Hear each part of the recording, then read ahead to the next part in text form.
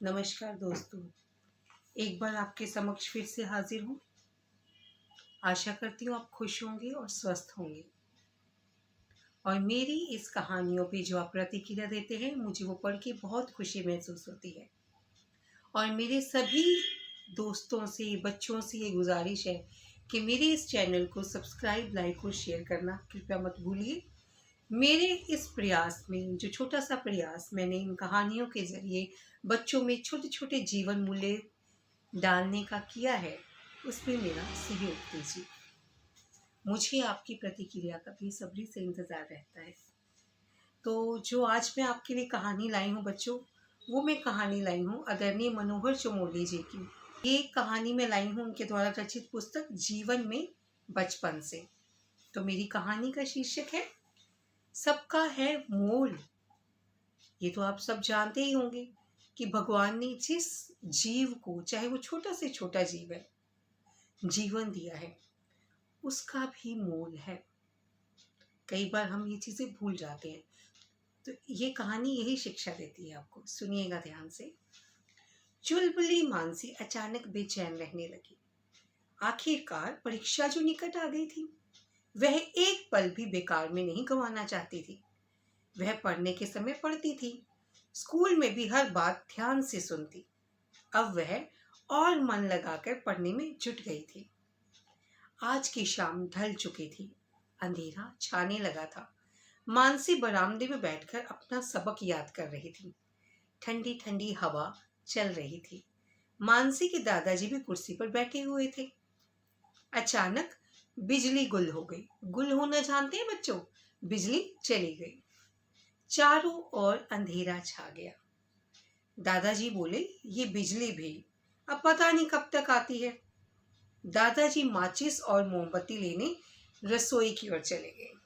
मानसी ने देखा कि आम का पेड़ जुगनुओं से जगमगा रहा था। जुगनू अंधेरे में जलते बुझते ऐसे लग रहे थे जैसे आसमान में तारे टिमटिमा रहे हों। अचानक एक जुगनू उड़कर मानसी के हाथ पे आ बैठा। मानसी ने उसे पकड़कर कांच के गिलास में बंद कर दिया। मानसी ने गिलास को कटोरी से ढक दिया। मानसी जुगनू को गौर से देखने लगी। मानसी ने सोचा, ये तो बल्ब की तरह रोशनी बिखेर रहा है। मुझे छोड़ दो, मैंने तुम्हारा क्या बिगाड़ा है? ये आवाज सुनकर मानसी घबरा गई। वो उठकर रसोई की ओर भागने लगी। अरे कहाँ चली?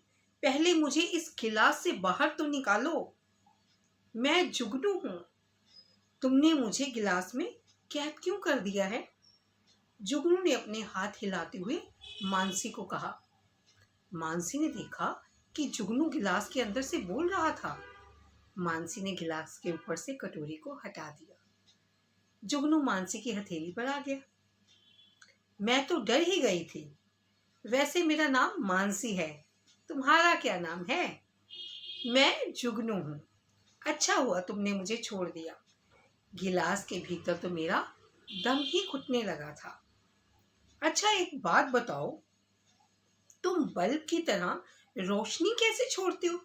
मानसी ने बड़े प्यार से जुगनू पे हाथ फेरते हुए कहा। जुगनू ने मुस्कुराते हुए बताया, मुझे ध्यान से देखो।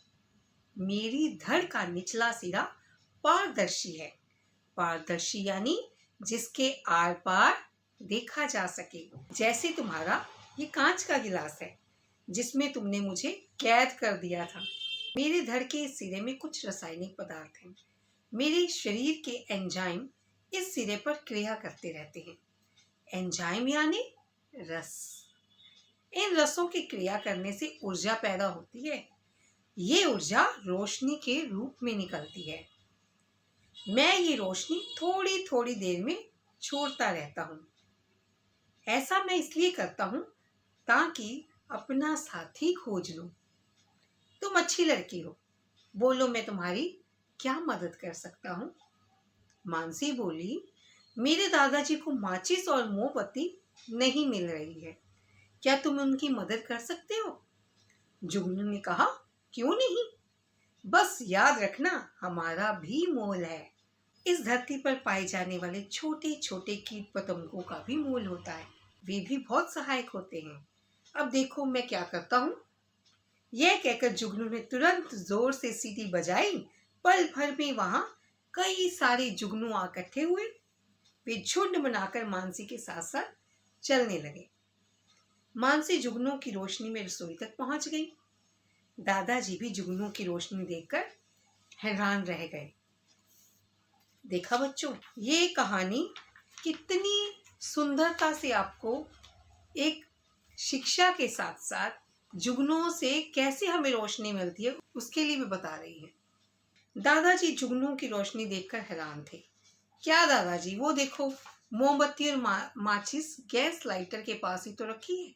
वो देखिए, कितनी सारी जुगनुओं को मैं आपकी मदद के लिए ले आई हूँ। दादाजी ने माचिस की डिबिया से तीली निकाली कि बिजली आ गई। बिजली के आने से सारा घर जगमगा उठा। पलक झपकते ही सारे जुगनू उड़कर घर से बाहर चले गए। मानसी दौड़कर बरामदे में आई। जुगनुओं का झुंड आसमान में उड़ रहा था। टिमटिमाते हुए जुगनू मानसी की आंखों से दूर होते जा रहे थे। अरे, मैं तो पढ़ना ही भूल गई। मेरी परीक्षा नजदीक आ रही है। मानसी को अचानक याद आया और वो तेजी से घर के भीतर पढ़ने के लिए दौड़ गई। देखा दोस्तों, कहानियां हमारे जीवन में बहुत महत्व रखती हैं और ये कहानी आपको छोटी सी शिक्षा के साथ साथ कि सबका मोल है। हर जीव, हर कीट, हर मनुष्य जिसने इस धरती पर जन्म लिया है, सबका अपना मोल है। तो सबका सम्मान कीजिए, सबसे प्यार कीजिए और इस कहानी की शिक्षा को अपने जीवन में अवश्य उतारिएगा। और मुझे आपकी प्रतिक्रिया का इंतजार रहेगा। चलती हूँ, मिलूंगी अगली कहानी के साथ आपके इसी चैनल आकर्षण पर। धन्यवाद।